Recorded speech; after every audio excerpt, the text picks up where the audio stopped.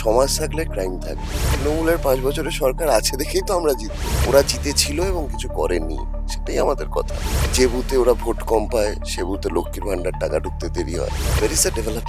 যারা লক্ষ্মীর ভান্ডার পাচ্ছে তারাও কিন্তু এই পশ্চিমবাংলায় অসুরক্ষিত বোধ করছে। দলে সমস্যা তৈরি হলে সেই সমাধান কি তৃণমূলে গিয়ে সমাধান হবে কখনো? যে মাটিতে থাকি সেই মাটিতেই চাষ করতে হবে, সেই মাটিতেই ফসল ফলাতে হবে। নভেম্বরে এসআইআর প্রক্রিয়া শুরু হয়েছে। মমতা বন্দ্যোপাধ্যায় দিল্লি গেলেন ফেব্রুয়ারির শেষে, 4 মাস হতে দিলেন এই, মানে এই 12টাটা বাজতে দিলেন। এই তো তাপসদা ফোন করলেন একটু আগে, তোমরা যখন ছিলেন। রাজারহাট নিউ টাউনের প্রার্থী করা হয়েছে সপ্তর্ষি দেবকে। তিনি কি বলছেন, ভোটের হাওয়া কোন দিকে, কি হবে আগামী এই নির্বাচনে, ভোটের হাওয়ার ফলাফল 4 মে কি হবে, সেই নিয়ে আমরা কথা বলবো। সপ্তর্ষিদা, দা ওয়ালে স্বাগত। এই যে আমরা যে বিষয়টা নিয়ে কথা বলছি, যে ভোটের হাওয়া কোন দিকে যাবে, তোমাকে এই কেন্দ্রে দাঁড় করানো হয়েছে এই নিয়ে দ্বিতীয়বার, ঠিক আছে? তো সেই জায়গায় দাঁড়িয়ে মানুষের কতটা রেসপন্স পাওয়া যাচ্ছে, কি মনে হচ্ছে আবারও কি লাল ঝড় উঠতে পারে? প্রথম কথা হচ্ছে যে মানুষের অধিকার রক্ষার লড়াই এই 2026-এর নির্বাচন। যে মানুষ তাদের সম্পত্তি, ওয়াকফ বোর্ডের সম্পত্তি হারিয়েছেন সেই মানুষ, যেই মানুষ তাদের চাকরি হারিয়েছেন তাদের অধিকার রক্ষা, যাদেরকে মানে আমাদের গ্রামীণ অর্থনীতির বেহাল অবস্থার কারণে পরিযায়ী শ্রমিক হয়ে অন্য রাজ্যে চলে যেতে হয়, সেই মানুষের অধিকার রক্ষা, মহিলাদের সুরক্ষা এবং তাদের অবশ্যই অধিকার রক্ষা। সুতরাং এটা আমাদের অধিকার রক্ষার লড়াই। সপ্তর্ষিদা, যে বিষয়টা আমরা দেখেছি যে 5 বছরের বিধায়ক তাপস চ্যাটার্জি, তো মূলত তোমার সাথে তার লড়াই, ঠিক আছে? তো কি মনে হচ্ছে, কেন মানুষ লাল ঝড় চাইবে, কেন আবার তোমাকে আনবে মানুষ, কেন তাপস চ্যাটার্জি নয়? না, এই তো তাপস চ্যাটার্জি 5 বছরের বিধায়ক, তৃণমূলের 5 বছরের সরকার আছে দেখেই তো আমরা জিতবো। কারণ উন্নয়নটা হয়েছে কোথায়? এই যে আমরা প্রত্যেকটা কেন্দ্র থেকে একটা করে কেন্দ্র স্পেসিফিক ম্যানিফেস্টো রিলিজ করছি, আমাদেরটাও করেছি। সেটা যদি তোমরা দেখো তাহলে দেখতে পাবে যে কতগুলো কাজের কথা আমরা বলছি। সেটা আমাদের গ্রামীণ রাজারহাটের উন্নয়ন, স্বাস্থ্য উন্নয়ন রয়েছে। সেটাই আমাদের যে বিধাননগর মিউনিসিপাল কর্পোরেশনের যে পার্ট, সেই পার্টটার আমাদের যে অবৈধ নির্মাণের ইস্যু, পুকুর ভরাটের ইস্যু, সেগুলো রয়েছে।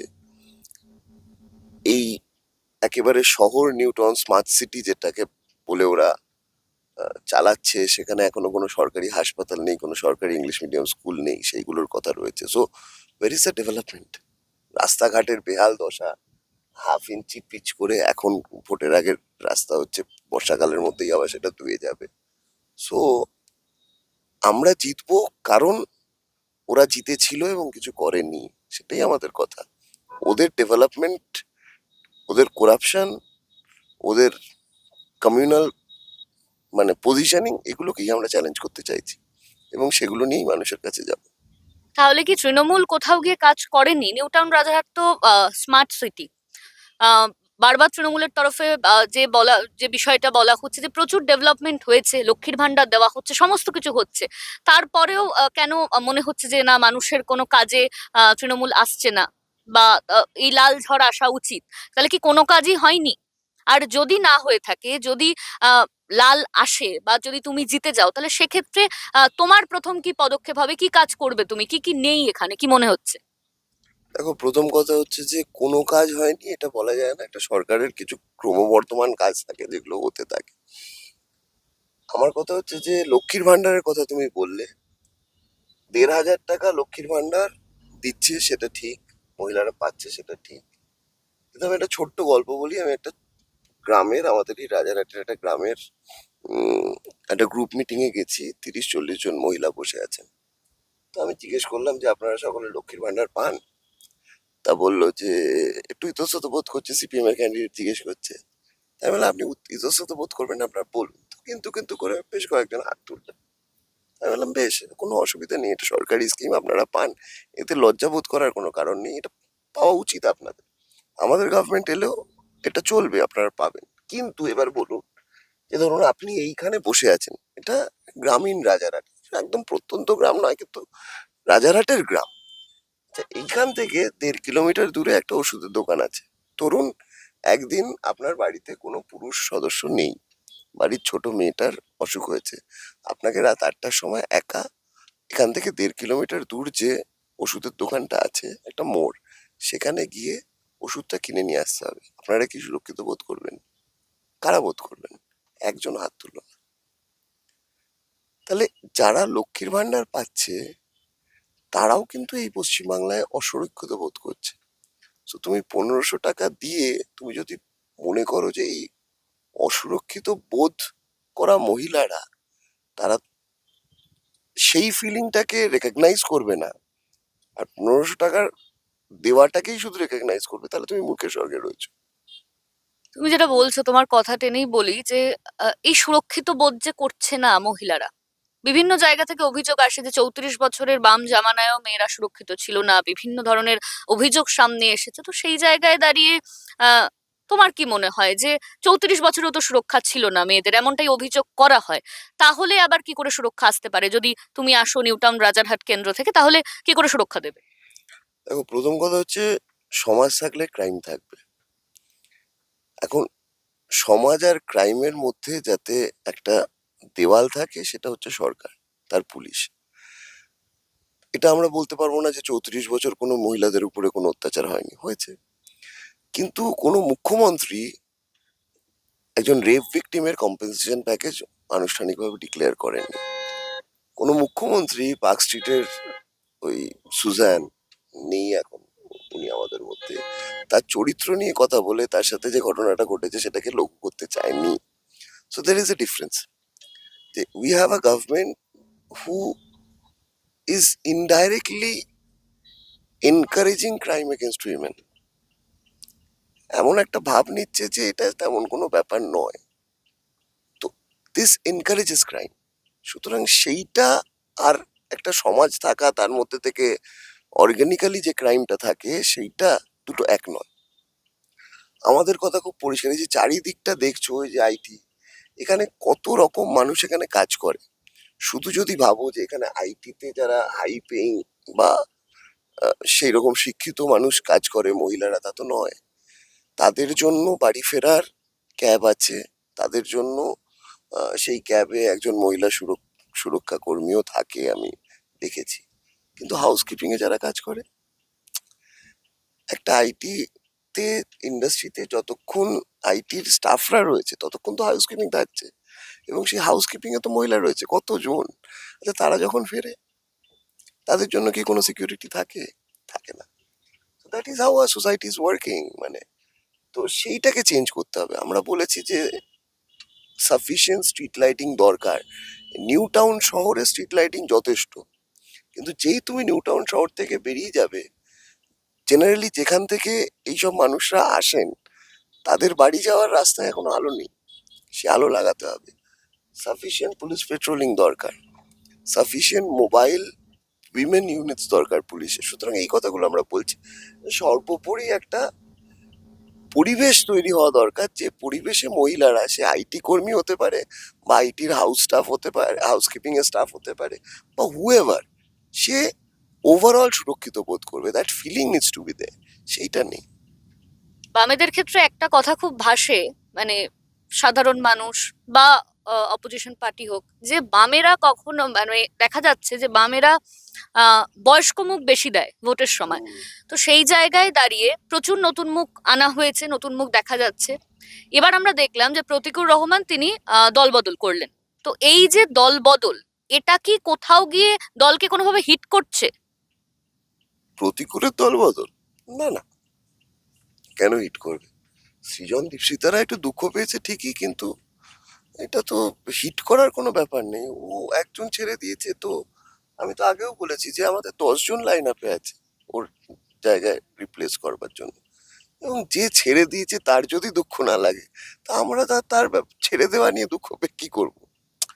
তো পলিটিক্স তো একটা সিরিয়াস বিজনেস। এখানে কেউ কাউকে পোচ করবে, কারুর অন্য 4 জনের থেকে বেশি লোভ থাকবে, কারুর সেই লোভের কে ব্যবহার করে অন্য কোনো রাজনৈতিক দল তাকে ব্যবহার করার চেষ্টা করবে, এগুলো part and parcel of electoral democracy. তো সেটার প্রতিকূল শিকার হয়েছে। ও ফুলের বাগানে ছিল, ফুলের গন্ধ ভাল লাগেনি, এখন পচা ডোবায় যেতে চেয়েছে। তো কদিন পচা ডোবায় ডুবে দেখুক কেমন গন্ধ লাগে, পাক কেমন লাগে, কাদা কেমন লাগে, তারপরে ফুল আর পচা ডোবার বাগান আর পচা ডোবার ডিফারেন্সটা বুঝবে। বেস্ট অফ এই লাক। যে লোভের কথা বললে, তো প্রতিকূট তো জয়েন করেই বলেছিল যে তার কোনো লোভ নেই, সে ভোটে দাঁড়াতে আসেনি, এবং সেই চিত্রই আমরা দেখলাম। তাহলে কোথায় লোভ? এবং তিনি এই অভিযোগও করেছিলেন যে দলে থেকে তিনি কোথাও গিয়ে কাজ করতে পারছিলেন না, বা বেশ কিছু সমস্যা তৈরি হচ্ছিল দল কেন্দ্রিক, তো সেই জন্য তার এই পদক্ষেপ। আরে দলে সমস্যা তৈরি হলে সেই সমাধান কি তৃণমূলে গিয়ে সমাধান হবে কখনো? দলে সমস্যা হয়েছে মানে সেই সমস্যার সমাধান দলেই করতে হবে। প্রতিকূলের মন খারাপ, খারাপ লাগা, আমি যেটা বললাম যে ধরো আমার যদি কালকে মনে হয় যে আমি সিপিএম এ কাজ করতে পারছি না, আমাকে এক ঘরে করে দিচ্ছে, তা আমি কি মমতা বন্দ্যোপাধ্যায়কে কি বলবো যে আপনি একটু বলে দিন আমাকে যাতে সিপিএম এক ঘরে না করে রাখে? এটা একটা বালখিল্য কথাবার্তা, এটার কোনো মানে নেই। তো ও টিভিতে বললো, এই বললো, সেই বললো, ও পার্টির রাজ্য কমিটি মেম্বার ছিল এইটুকু বয়সে। আমরা এখন রাজ্য কমিটি মেম্বার নই। ও একটা লোকসভা ক্যান্ডিডেট হয়েছে, অভিষেকের বিরুদ্ধে পার্টি ওকে ফিল্ড করেছিল। ওই শুধু ওই অভিষেকের বিরুদ্ধে লড়াই করবার জন্য সারা পশ্চিমবাংলার মানুষ ওকে চিনেছে। তো ও যা, ওর যা রাজনৈতিক ভ্যালু, সেই ভ্যালুর মধ্যে 98% সিপিআইএম এর স্টেক রয়েছে, ছিল। তো সেই স্টেকটা ও ও তৃণমূলকে ট্রান্সফার করতে চাইছে, তো করুক, ঠিক আছে। তৃণমূল ওকে কি দেয় সেটা দেখতে হবে তো। এই যে গৌতম দেব যে আপনার বাবা, তো সেই জায়গায় দাঁড়িয়ে এটা কি কোথাও গিয়ে অ্যাডভান্টেজ নাকি ডিসঅ্যাডভান্টেজ, কি মনে হয়? এটা কিছু কিছু ক্ষেত্রে অ্যাডভান্টেজ, কিছু কিছু ক্ষেত্রে ডিসঅ্যাডভান্টেজ। তো এটা কোনো মনোলিথিক উত্তর এটা নেই।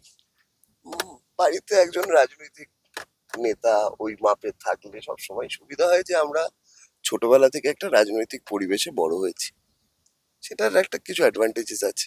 আর ডিসঅ্যাডভান্টেজ হচ্ছে যে রাজনৈতিক লিডার হলে তাকে, বাবার মাপের রাজনৈতিক লিডার হলে there is always issue of comparison. তো সেটা থাকে, that I am use to by now, তো তাতে খুব বেশি কিছু অসুবিধা হয় না। রাজারহাট নিউ টাউনের এই কেন্দ্রের দুবারের প্রার্থী, ঠিক আছে তুমি, যদি এবার যদি লাল ঝড় না আসে, তাহলে কি দল কোথাও গিয়ে কেন্দ্র পরিবর্তন করতে পারে তোমার ক্ষেত্রে? মানে তুমি কি পরিযায়ী প্রার্থী হতে পারো আবার, যেরকম আমরা দীপশিতা ধরের ক্ষেত্রে দেখেছি, এরকম আরো উদাহরণ আছে, তোমার কি মনে হয়?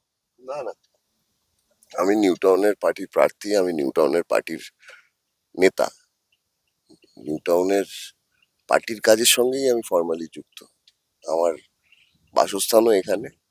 সুতরাং এই মুহূর্তে পরিযায়ী টরিযায়ী হওয়ার কোনো সুযোগ সুবিধা আমার নেই। যে মাটিতে থাকি সেই মাটিতেই চাষ করতে হবে, সেই মাটিতেই ফসল ফলাতে হবে, সেই অঞ্চলের মানুষের প্রতি আমি দায়বদ্ধ, এবং তাদেরকে নিয়েই আমাকে চলতে হবে। পার্টির চলার ক্ষেত্রেও তাই, নির্বাচনের ক্ষেত্রেও তাই। আপাতত এইটুকুই, মানে that is the standing which I have right now. পরবর্তীকালে কি হবে জানি না। আমি একদম আমার লাস্ট প্রশ্নে যাব। এই যে তাপস চ্যাটার্জি তোমার অপোজিশনে রয়েছে, তৃণমূলকে কি বার্তা দেবে, বা তাপস চ্যাটার্জিকে কি বলবে, কি বার্তা? এই তো তাপসদা ফোন করলেন একটু আগে, তোমরা যখন ছিলেন। তো খুব ইন্টারেস্টিং, এটা তোমাদেরকেই ব্রেক করে দিচ্ছি যে আমি লাস্ট ইলেকশন জবে থেকে শুরু হয়েছে, এটা শুধু ওনাকে আমি ডিরেক্ট করে বলছি না, আমি সবাইকেই বলছি যে প্রত্যেকজন এমএলএ তাদের এমএলএ ল্যাডের টাকা পায় 1 কোটি টাকা করে বছরে। তাহলে এটা সরকারি টাকা। তো এই টাকাটা তারা কোথায় খরচা করছে এটা পাবলিক শুড নো। এটা বেসিক অ্যাকাউন্টেবিলিটি। যদি তুমি কোনো পরিণত গণতন্ত্রের দিকে তাকাও, স্ক্যান্ডিনেভিয়া দেশগুলোর দিকে তাকাও, বা তুমি ইউরোপে তাকাও, বা তুমি ইভেন আমেরিকার মতন একটা ডেমোক্রেসি সেটার দিকেও তাকাও, এই অ্যাকাউন্টেবিলিটিটা আছে। ফান্ড রেজিং এরও অ্যাকাউন্টেবিলিটি রয়েছে, আর গভর্নমেন্ট ফান্ড ডিসবার্সালেরও একটা অ্যাকাউন্টেবিলিটি রয়েছে, এবং সেখানকার মানুষ সেইটা দেখে ভোট দিতে চায়। তো আমরা তো এগোচ্ছি। সুতরাং আজকে যারা এমএলএরা 1 কোটি টাকা করে পেয়েছে, সেই 1 কোটি টাকায় কোথায় কোথায় টাকা খরচা করেছে এটা তাদের আমার মনে হয় পাবলিককে দিয়ে দেওয়া উচিত, স্পেশালি দোজ হু আর রিকন্টেস্টিং। তো এটা আমি প্রথম থেকেই বলছিলাম, প্রথম দিন থেকেই বলছিলাম। তো আজকে ফোন ফোন করেছে আমায়, বললো সপ্তর্ষি আমি আমার একটা খতিয়ান রেডি করেছি, তো তোমাকে আমি পাঠাতে চাই, তুমি তো প্রথম থেকে বলছো। তা আমি বললাম যে অবশ্যই পাঠাবেন, কেন পাঠাবেন না। এখানেই থামাবো। তাহলে কি বন্ধুত্বপূর্ণ সম্পর্ক, মানে সেইভাবে লড়াই কি নয়? না না, লড়াই তো লড়াইয়ের মতন রয়েছে, কিন্তু আহ, এটা তো আমি আমার জয় হিসেবে দেখবো। কারণ আমি যদি প্রথম দিন থেকে এটা নিয়ে না চেঁচাতাম, না বলতাম যে এই অ্যাকাউন্টেবিলিটিটা দেওয়া উচিত, তাহলে তো এই অ্যাকাউন্টেবিলিটি থাকতো না। তো সুতরাং this is a win for us, not for me, for us. তো উনি যে আমাকে ফোন করলেন, আমি তো ওনাকে ফোন করে কখনো বলিনি যে কাকু এটা দাও বা দাদা এটা দিন। আমি তো এটা মিডিয়াতে বলেছি, টিভিতে বলেছি, জনসভায় বলেছি। তো সুতরাং এখন যে উনি আমাকে পার্সোনালি রিচ আউট করে বললেন, সেটাকে আমি সম্মান জানাবো। আমার থেকে বয়সে বড়, আমি অবশ্যই সম্মান জানাবো। কিন্তু এই জানানোটাও এই জন্য মানে সম্ভব হলো কারণ আমরা এই ইস্যুটাকে তুললাম। So that is the beauty of opposition in democracy.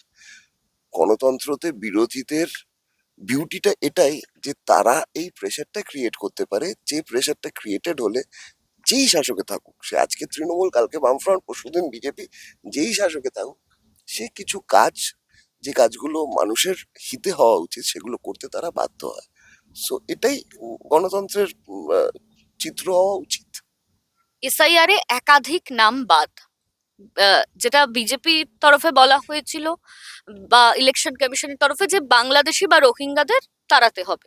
ঠিক আছে, তো এই যে একাধিক নাম বাদ, এই নাম বাদগুলো কি কোথাও গিয়ে ভোট বাক্সে প্রভাব ফেলবে? বাংলাদেশি তো খুঁজে পেয়েছে কটা আমি জানি না, কিন্তু এই এসআইআর এর দ্বিতীয় ধাপে এই যে লজিক্যাল ডিসক্রিপেন্সির নামে যা করলো, এটা ভারতবর্ষের গণতন্ত্রের ক্ষেত্রে দাঁড়িয়ে, সংবিধানের ক্ষেত্রে দাঁড়িয়ে, এটা একটা ব্ল্যাক স্পট হয়ে গেল। মানে 10 পুরুষ ধরে নিউ টাউন রাজারহাটের গ্রামে থাকে, সেই সব পরিবার, সংখ্যালঘু পরিবার, তাদের নাম যেভাবে বাদ গেছে, মানে এটা খুবই খারাপ জিনিস। এবং এটা শুধু বিজেপি দায় নিলে হবে না, বিজেপির ঘাড়ে ঠেললে হবে না। নভেম্বরে এসআইআর প্রক্রিয়া শুরু হয়েছে, মমতা বন্দ্যোপাধ্যায় দিল্লি গেলেন ফেব্রুয়ারির শেষে, 4 মাস হতে দিলেন, এই মানে এই 12টাটা বাজতে দিলেন। তার সঙ্গে ধরো যে স্টাফ এই কাজগুলো করছে, বিএলওস, বিডিওস, যারা, সেই স্টাফটা পুরোটাই স্টেট গভর্নমেন্টের। তো আমি এটা বিশ্বাস করব না যে তাদের কাছে কোনো ইনস্ট্রাকশন নেই, যে থাকলে তারা এই অপকর্মটা করতো। মানে there are some instruction from the state governments and as well, যে কারণে এইভাবে বেছে বেছে সংখ্যালঘু বুথ আর আমাদের আদিবাসী, আমাদের মতুয়া, আমাদের গরিব মানুষদের বসবাস যেখানে, সেই বুথগুলো থেকেই নামগুলো বাদ গেছে। It's a direct attack on the basic essence of our democratic system. এটা হওয়া উচিত নয়, এবং আমরা এটাকে নির্বাচনে ইস্যু করব। এবং নির্বাচনের পরেও এই যাদের নাম বাদ গেছে, তাদের মধ্যে যাদের কাগজ আছে, যাদের ওই 11টা ডকুমেন্টের মধ্যে কোনো না কোনো কিছু আছে, যেগুলো প্রায় সকলেরই আছে, তাদের সকলের নাম যাতে ভোটার লিস্টে এনলিস্টেড হয়, সেটার জন্য যেরকম আদালতে লড়াই চলছে, ঠিক সেভাবেই রাস্তায়ও লড়াই চলবে। ধন্যবাদ। আমাদের সঙ্গে এতক্ষণ ছিলেন রাজারহাট নিউ টাউনের সিপিএম প্রার্থী সপ্তর্ষি দেব। অবশ্যই আমাদের নজর থাকবে যে কি হয়, 4 মে কি ফল আসবে, হাওয়া কোন দিকে বইবে, যে হাওয়া বইছে সেই হাওয়াই থাকবে নাকি হাওয়ার পরিবর্তন হবে, সেদিকে আমাদের সকলের নজর থাকবে। আপনারা নজর রাখুন দা ওয়ালে। ক্যামেরায় শুভমের সঙ্গে অনন্যা, দা ওয়াল, কলকাতা।